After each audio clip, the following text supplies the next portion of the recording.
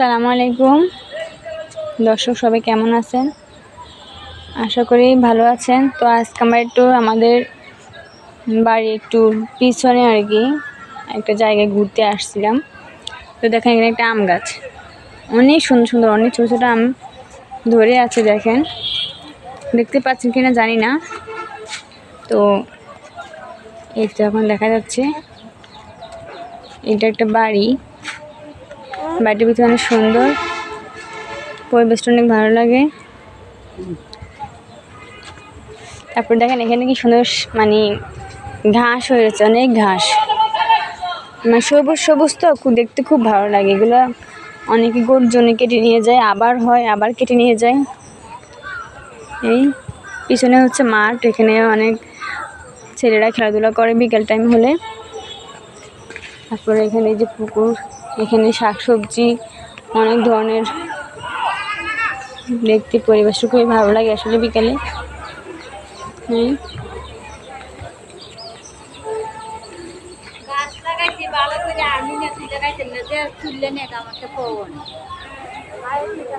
তো আসলে দেখেন এই পরিবেশটা কত সুন্দর, একটা বিকেলে একটা দৃশ্য। পুকুর, এখানে আবার একটা তাল গাছ আছে, তাল গাছ তাল ধরছে। কি সুন্দর একটা দৃশ্য দেখেন, যেটা আমাদের গ্রামে দেখতাম আমরা। বাবুই পাখি যখন বাসা তৈরি করে, মানে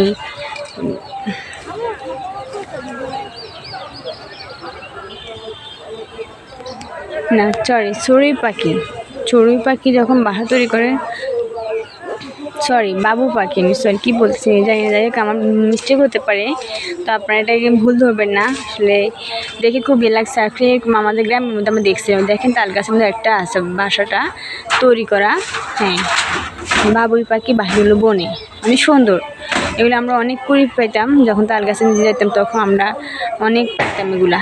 তো এখানে দেখেন সুন্দর, এই যে তারপরে এখানে আশেপাশে ওইদিকে একটা বিল্ডিং তুলতেছে, আবার সুন্দর করে প্রতিটা জায়গায় সুন্দর বিল্ডিং উঠতেছে। আবার এখানে একটা বিল্ডিং আছে পিছনে।